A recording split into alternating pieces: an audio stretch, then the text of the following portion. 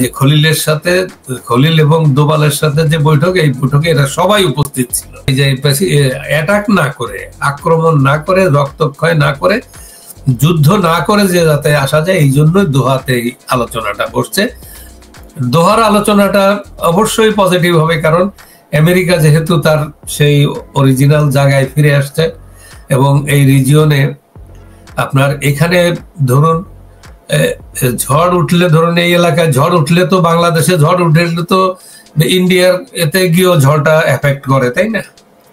দোহাতেই হচ্ছে আপনার এখন যে আলোচনাটা, একটা আমেরিকা এবং ইন্ডিয়া এরা এখানে বসছে। আপনার আমেরিকার যত মানে এই রিজিয়নের যত আপনার ডিপ্লোম্যাট আছে সবাই এই আলোচনায় বসছে। এই খলিলের সাথে, খলিল এবং দোভালের সাথে যে বৈঠক, এই বৈঠকে এরা সবাই উপস্থিত ছিল। তারপরে দোহার যে খলিলি সেও ছিল। তো এরা সব মিলে, এবং আমি শুনছি যে টার্কিকে মেসেজ দেওয়ার জন্য সেখান থেকে একটা লোককে রিপ্রেজেন্টেটিভ ডেকে পাঠানো হয়েছে যে বিষয়টা এরকম যে এখানে একটা পিস, এখানে একটা সন্ত্রাসী হামলা হয়েছে, এইটাকে আমরা রিভার্স করতে হবে, এখানে আবার গণতন্ত্র ফিরিয়ে আনতে হবে, এখানে আবার সুষ্ঠু একটা ধারা ফিরিয়ে আনতে হবে। সেইটা আনতে গেলে কিন্তু এখানে এই পদক্ষেপ নিতে হবে। তার কারণ যারা যে দেশদ্রোহী, যারা ইয়াগুলো আপনার এই যে আল কায়দা, তারপরে হরকাতুল জিহাদ, তারপরে যত সন্ত্রাসী দলগুলো এসে তো জেগে বসছে, তো এইগুলোকে এখান থেকে শান্তিপূর্ণভাবে দুইভাবে সরানো যায় আলোচনার মাধ্যমে। যেহেতু কাতারের একটা ভূমিকা আছে আপনার আল কায়দার সাথে এবং ওই ইয়াদের সাথে, তালেবানের সাথে যে আমেরিকার যে নেগোসিয়েশনটা হলো সেটা কিন্তু এই দোহাতেই হয়েছে, এবং দোহার এই খলিলি তার বড় ভূমিকা। তো সেই দিক দিয়ে তাকে রাখা হয়েছে এই কারণে যে এখান থেকে যে সন্ত্রাসী জঙ্গি জিহাদিরা আছে জামাতের যে এদেরকে একটা পিস ডিলের ভিতরে নিয়ে আসা, শান্তিতে নিয়ে আসা এবং আবার গণতন্ত্র ফিরিয়ে আনার জন্য এরা চেষ্টা করতেছে। মানে ওই যে অ্যাটাক না করে, আক্রমণ না করে, রক্তক্ষয় না করে, যুদ্ধ না করে যে যাতে আসা যায়, এই জন্যই দোহাতে এই আলোচনাটা বসছে। দোহার আলোচনাটা অবশ্যই পজিটিভ হবে, কারণ আমেরিকা যেহেতু তার সেই অরিজিনাল জায়গায় ফিরে আসছে এবং এই রিজিয়নে আপনার এখানে ধরুন ঝড় উঠলে, ধরুন এই এলাকায় ঝড় উঠলে তো বাংলাদেশে ঝড় উঠলে তো ইন্ডিয়ার এতে গিয়েও ঝড়টা এফেক্ট করে, তাই না? সেই হিসাবে বিষয়টাকে এইভাবে দেখা হচ্ছে। আর বাংলাদেশে যারা এখানে জঙ্গি জিহাদি, তারা রাষ্ট্রীয় ক্ষমতা নেওয়ার আগে থেকে, আওয়ামী লীগ যেখানে বাংলাদেশে নিষিদ্ধ এবং ইলেকশন কমিশন তফসিল বাতিল করলো, নিবন্ধন বাতিল করেছে আওয়ামী লীগ, তো দোহায় আওয়ামী লীগের অ্যাকোমোডেটটা কিভাবে করবে? তার অ্যাকোমোডেশনের একটা ফর্মুলা হচ্ছে, একটা সহজ ফর্মুলা হচ্ছে যে এই ইনুসের যে এই যে সন্ত্রাসী অভ্যুত্থান, এই সন্ত্রাসী অভ্যুত্থানকে একেবারে সরাসরি ডিসকার্ড করতে হবে, এটাকে নেওয়া যাবে না কগনিজেন্সিতে। তারপরে ইনুসের যে অ্যাডভাইজার হিসেবে তার নিয়োগ, এগুলো অবৈধ। এই সব কিছু অবৈধ করে, ধরেন ইনুসের সরকার অবৈধ, এটা সবাই জানে, অফিসিয়ালি এটা আপনার প্রমাণ হয়েছে। ভারতের না আমেরিকা? এটা এই ব্যাপারে সমঝোতা দুই পক্ষেরই আছে। এটাকে আপনার এইখানে কিছু হবে, আপনার নেগোসিয়েশন হবে যে এ পর্যন্ত যা কিছু ঘটছে সেটাকে যতটা একেবারে হাত টাত না দিয়ে মোটামুটি এদের একটা শান্তিপূর্ণ আপনার এক্সিট দিয়ে, তারপরে এখানে একটা লিগাল আপনার লেজিটিমেট, একটা মেইন টার্গেট হচ্ছে একটা লেজিটিমেট সরকার প্রতিষ্ঠা করা। সেটা হতে পারে ধরুন সকলের এই মতামতের ভিত্তিতে, ধরুন এখানে ইউনূসকে বলা ওইভাবে সে চলে গেল, তারপরে এখানে একটা কেয়ারটেকার, ওই কেয়ারটেকার তো করা হয়েছে, তো কেয়ারটেকার এদের সমস্যা হয়েছে কি যে এরা কিন্তু পিছনে গাছে ওঠে কিন্তু মইটা রাখে না, মইটা ফেলাই দেয়। এখানে যে নামার যে পথটা, পিছানোর পথ, যে প্রত্যেকটা যুদ্ধক্ষেত্রে আপনি দেখবেন যে এটা ওর স্ট্র্যাটেজি, আপনার রিট্রিট করার পথ রাখতে হবে। সামনে এগোই গেলেই কিন্তু হবে না, সামনে এগোই গেলে জিততেও পারেন, ধ্বংস হয়ে যেতে পারেন, তাই না? এই জন্য যুদ্ধের নিয়মই হচ্ছে পথ রাখা, বেরিয়ে যাওয়ার পথ রাখে। কিন্তু এরা তো বেরিয়ে যাওয়ার পথ রাখেনি, শেখ হাসিনাকে ফাঁসি দিয়ে দিয়েছে। কেয়ারটেকারের একটা পথ বাংলাদেশে তৈরি হচ্ছে, যেটা প্রধান বিচারপতি অবসরে যাচ্ছেন। কেয়ারটেকার তো আগে ইমিডিয়েট পাস্ট প্রধান বিচারপতি। এই সেটা ওবায়দুল হাসানকে হয়তো রাজি হবে না বিএনপি, যেহেতু আওয়ামী লীগের ছিল, তো সেই জন্য ধরনের এখন হতে পারে সেটা যে বর্তমান চিফ জাস্টিস সে পদত্যাগ করলো না, উনি অবসরে যাচ্ছেন এই ডিসেম্বর মাসে।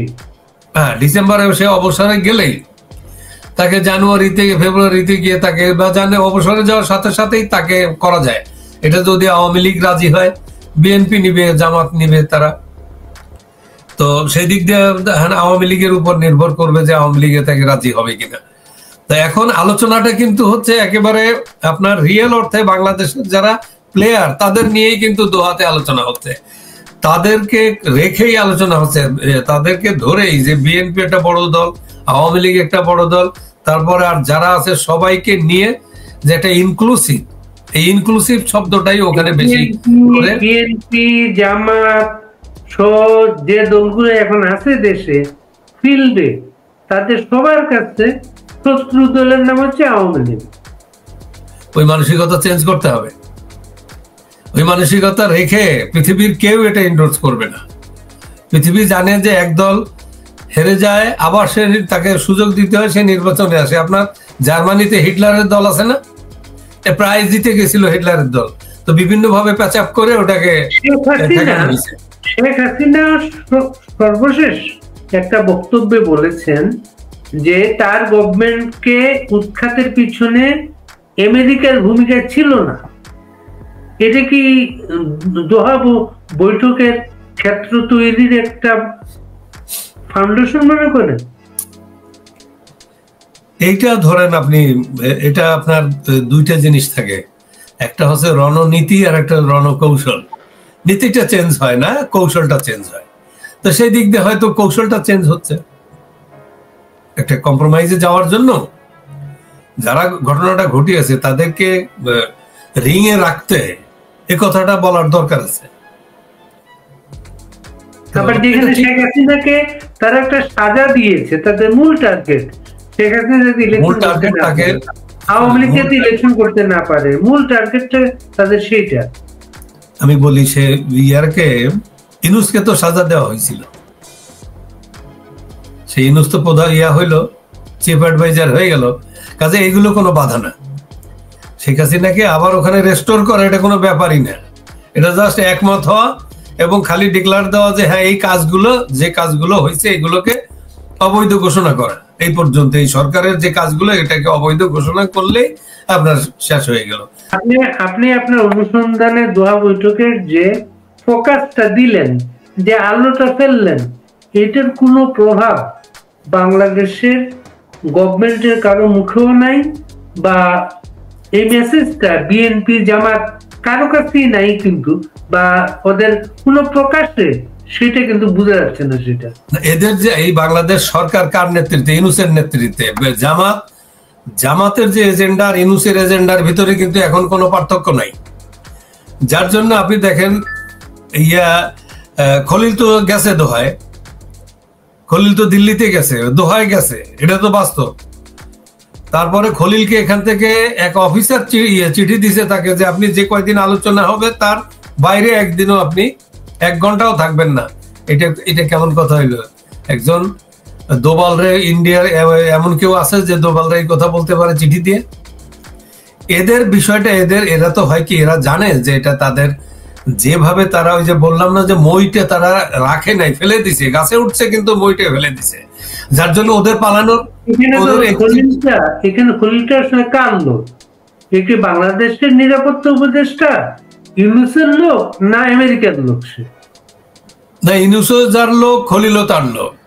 এখন বোঝা যাচ্ছে যে খলিল যে নেগোসিয়েশনে খলিল ঢুকে পড়ছে, এই নেগোসিয়েশনে তো ইউনূস এখন ঢুকবে না। ইউনূসের এই গত পরশুদিনকার ভাষণটা শুনছেন আপনি, কত দৃঢ় এবং মানে একেবারে দেশ নিয়ে সে এগিয়ে যাচ্ছে, দেশ মানে সব জয় করে ফেলছে, এরকম মনে হলো না তার বক্তৃতায়? ইলেকশনের কথা কিন্তু কিছুই বললো না। ইলেকশনের কি প্রসেস হচ্ছে, কি করছে, কি কর্মসূচি হচ্ছে, শিডিউল কবে ঘোষণা করা হবে, কিচ্ছু কিন্তু বললো না, আজও তারিখ হয় না। কিন্তু সে পুরা এইটা হচ্ছে কি, ওই যে বিয়ার আগে মানে শেষ পর্যায়ে এসে মানুষ যখন ওই যে নড়াচড়া দিয়ে ওঠে, ওই রকম ইউনূসের বিষয়টা।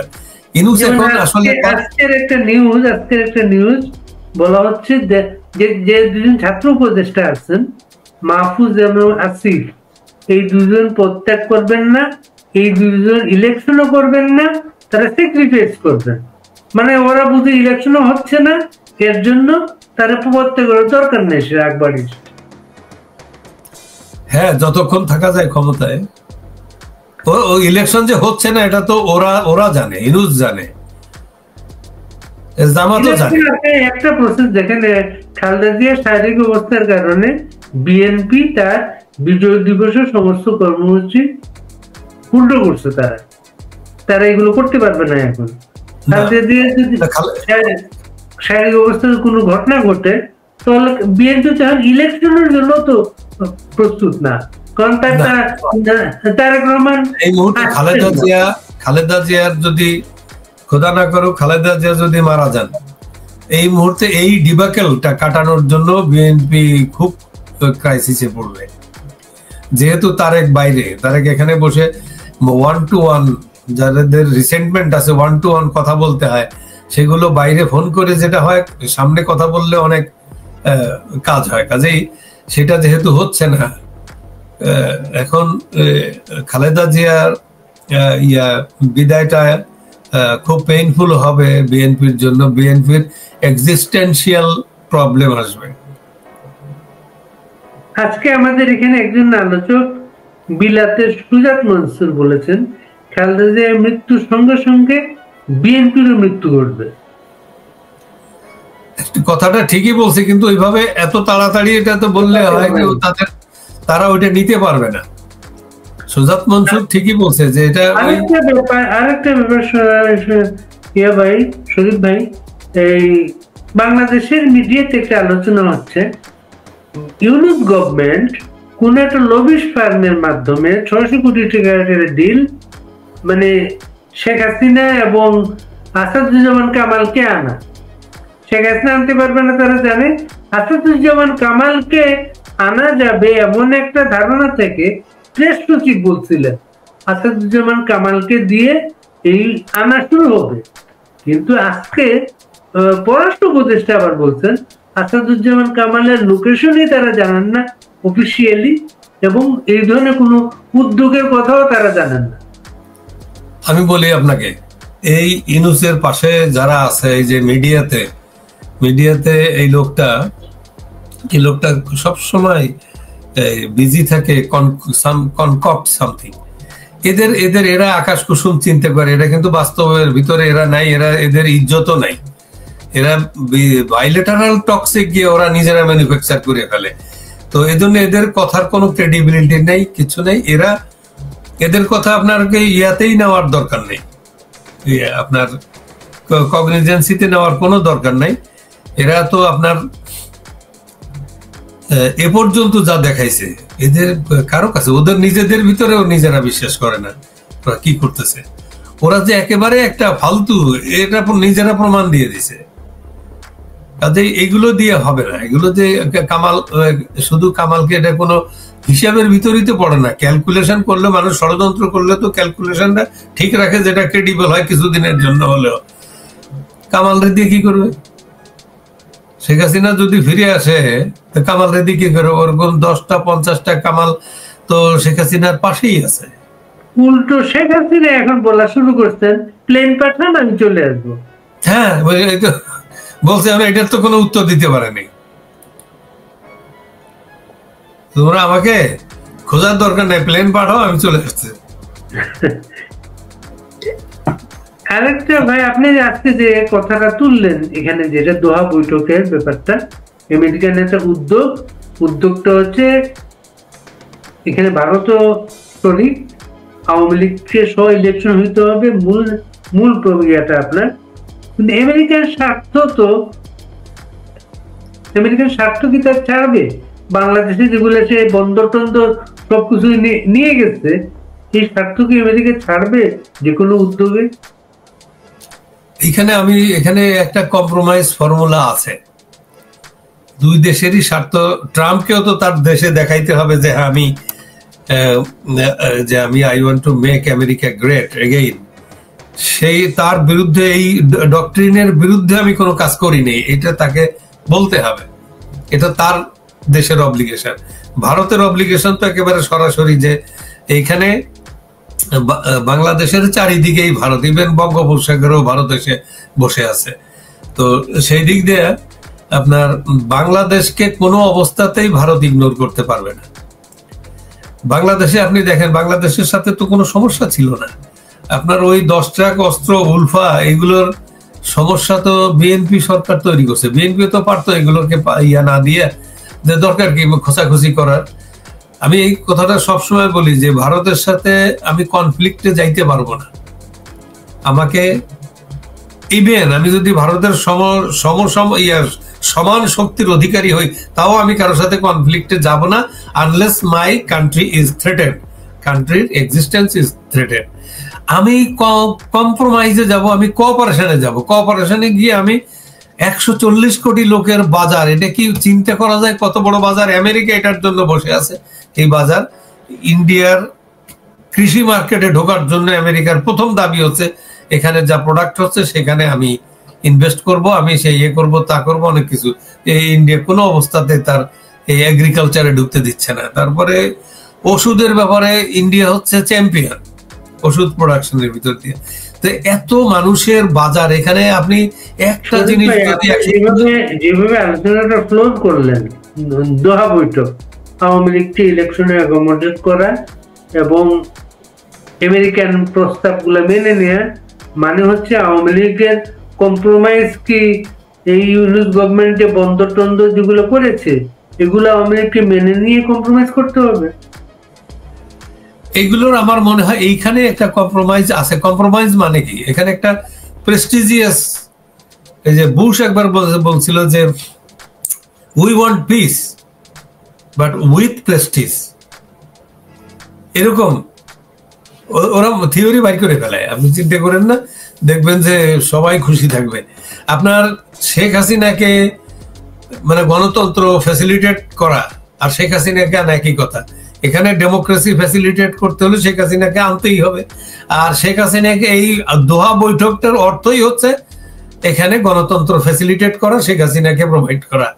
তাকে, শেখ হাসিনার সামনে যে জঙ্গি জিহাদি বাধা, যারা শেখ হাসিনাকে কেন তার বাপরে খুন করে ফেলছে মুক্তিযুদ্ধ করার কারণে, মুক্তিযুদ্ধে নেতৃত্ব দেওয়ার কারণে, এইখানে একটা রিয়ালিটি তো আছে। আপনার শেখ হাসিনাকে স্বাধীনতা বিরোধীরা তারা বলছে, ডিক্লার দিছে যে আমাদের টার্গেট ছিল শেখ হাসিনা।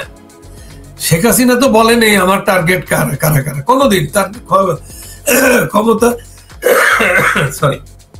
তার ক্ষমতার এই 17 বছরের ক্ষমতায় সে কখনোই বলে নেই যে আমার টার্গেট বিএনপি, আমার টার্গেট জামাত।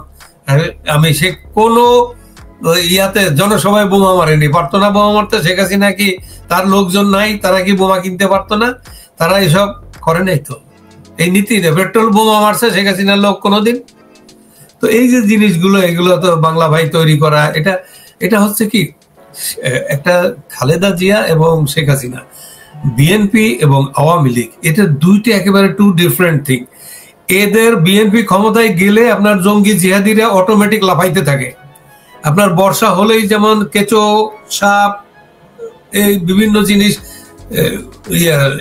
ইয়া করে জাম্প করে চলে আসে পানির উপর দিয়ে ভেসে, এইরকম এইগুলো জঙ্গি জিহাদিরা বিএনপি ক্ষমতায় আসলে তারা মনে করে তাদের অভয়ারণ্য শুরু হয়ে গেছে। আর আওয়ামী লীগ থাকলে কিন্তু সঙ্গে দোয়া বৈঠকের সাথে কমনওয়েলথ মহাসচিবের উদ্যোগের কোন লিঙ্ক আছে না? এটা দুইটা স্বতন্ত্র উদ্যোগ এগুলা না। এটা আমি সব কিছুই ধরেন শেখ হাসিনার বিরুদ্ধে কিন্তু সব অর্গানাইজেশন গুলো তাদের ডিউ রোল প্লে করছে। এখানেও সেই ওইটার আবার উল্টো রোল এখন সবাই করবে। কমনওয়েলথ করবে, ব্রিটেন করবে, ইউরোপীয় ইউনিয়ন করবে, আমেরিকা করবে, জাতিসংঘ করবে, এরা সবাই এই যে দোহা রাউন্ড এরা তো আছে। এরা তো এখন দেখছে যে এই জঙ্গি জামাতের যে অবস্থাটা তারা দেখছে, 50 লক্ষ আর্ম ক্যাডার রেডি করছে। এই কথা বলার পরে কি আর কিছু থাকে? এরা এত আহাম্মক, এই আহাম্মক তো আপনার, সে তো সরকারে যায়নি এখনো, কেমনে এই কথা বলে? কমনওয়েলথের মহাসচিব সজীবজের জয়, তারপরে আরো 2 জন আওয়ামী লীগ নেতার সঙ্গে আমরা আলাপ করছেন। দোহা বৈঠক নিয়ে আওয়ামী লীগের কাদের সাথে আলাপ হয়েছে? না, আওয়ামী লীগের কারোর সাথে এখনো আলাপ হয়নি। দোহা বৈঠকে কিন্তু আওয়ামী লীগের পার্টিজান হিসেবে আওয়ামী লীগের থেকে কেউই যায়নি, কাউকেই দাওয়াত বলা হয়নি। এখানে অনিলকে ওই বৈঠকের একটা মেসেজ দেওয়া হয়েছে, প্রস্তাব দেওয়া হয়েছে, এবং নেক্সট কোন বৈঠক হতে পারে খুব তাড়াতাড়ি, এমন ধরনের এগুলো সব শেখ হাসিনাকে সবকিছুই জানানো হচ্ছে, প্রত্যেকটা স্টেপস তাকে জানানো হচ্ছে যে কি নিয়ে আলোচনা হচ্ছে, কি হচ্ছে, কত দূর, কে কত দূর এগ্রি করলো, এগুলো সব যে 3টা যে ভারত জানাচ্ছে না আমেরিকা জানাচ্ছে, এদের হয়ে কেউ জানাচ্ছে। শেখ হাসিনা জানছে, সবকিছুই তার নলেজে আছে আমার ধারণা। এরপরে কি উনি প্লেন চেয়েছেন চলে আসবেন? জি, আবার বলেন। এই ওনাকে ইনফর্ম করার পরে উনি বলছেন প্লেন পাঠাও, আমি চলে আসবো। হতে পারে। হ্যাঁ, সিচুয়েশনটা আপনার এখন আর ওই যুদ্ধাঙ্গদেহী ভাব নাই।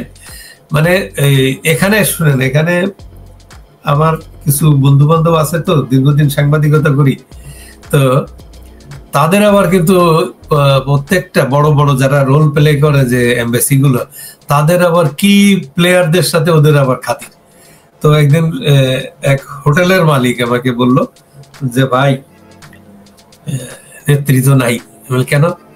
যে Sheikh Hasina has to go, এইভাবে বলা হয়েছে যে একটা দেশের নাম বললাম না, একটা দেশের একটা প্রেসিডেন্ট, তারপরের প্রেসিডেন্ট, তারপরের প্রেসিডেন্ট, 3টে প্রেসিডেন্ট চলতেছে, এক শুধু ডিল করে শেখ হাসিনার সাথে। শেখ হাসিনা এরা চেঞ্জ হয়, শেখ হাসিনা চেঞ্জ হয় না। এটা কিসের গণতন্ত্র আপনাদের? এইভাবে বলা হয়েছে। এটা ওরা তো বিভিন্ন ভাবে বলছে যে শি হ্যাজ টু গো। আমি কথাটা বলি, আমাদের বলছে, আমি বলছি যে আপনি কি করেন, আপনি একজন পররাষ্ট্রমন্ত্রী, আপনি এদের সাথে কথা কইতে পারেন না? আপনার তো একটা দীর্ঘদিনের মমিন সাহেব আমাকে একই মেসেজ দিছে, হুবহু কথাটা বললাম না, একই মেসেজ দিছে। তো তখনকার বিষয়টা এক ছিল, এখনকার বিষয়টা ভিন্ন। এখন দেখছে যে ধরুন শেখ হাসিনাকে যে কারণে অ্যাপ্রিসিয়েশন লেটার দিত আমেরিকা বা আরো যারা ওয়ার অন টেররে যারা ছিল, তারাই বিরুদ্ধে চলে গেছিল। এখন তারা দেখছে যে আমরা শেখ হাসিনাকে উৎখাত করতে গিয়ে আমরা বড় ধরনের ভুল করে ফেলছি। এটা তাদের একটা রিয়েলাইজেশন আছে বলে আমার ধারণা। এই জন্য বিষয়টা আবার পুরো রিজিয়নটা আনস্টেবল হয়ে গেছে। জি, আবার বলেন। পুরো রিজিয়নটা আনস্টেবল হয়ে গেছে। একদম একদম। ওরা তো সবাইকে, সারা পৃথিবী এখন দেখতেছে যে ইনুসের যে ড্যামেজ হয়েছে আপনি চিন্তাই করতে পারবেন না। ইনুস ছিল একটা সেন্টের মতো সারা পৃথিবীতে। পৃথিবীর মেজর ইউনিভার্সিটি গুলো তাকে পাওয়ার জন্য এই যে একবার এসে যদি 1 ঘন্টা একটা বক্তৃতা লেকচার দিয়ে যায়, এই অবস্থা ছিল তার। কিন্তু এখন যে কি অবস্থা আপনি চিন্তাই করা যায়। এটা মানুষ এখন 3-0 তার দেশেই ব্যর্থ। ওনার নেতৃত্বে যে বক্তৃতা দিয়ে বেড়াইছে সারা দুনিয়াতে, সেই বক্তৃতার তত্ত্বটা নিজের দেশেই ব্যর্থ।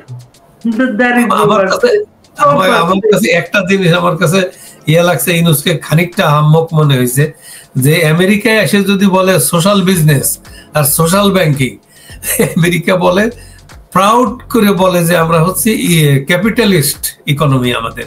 তো সেখানে সে কিভাবে সোশ্যালিস্ট ইয়া আনবে? পৃথিবীর অধিকাংশ যারা এখন যারা আপনার ফিনান্সিয়াল সেক্টর যারা রুল করে, যারা রাশিয়ারে প্রায় কলাপস করে দিছিল গ্লোবাল ফিনান্সিয়াল সিস্টেম, তো তারা কি সমাজতন্ত্র করে? তারা কি সোশ্যাল কারবার করে? ওই ব্যবসা ওইটা সেল করতে গেছে, লাভ হয়নি। আপনাকে অনেক ধন্যবাদ শরীফ ভাই।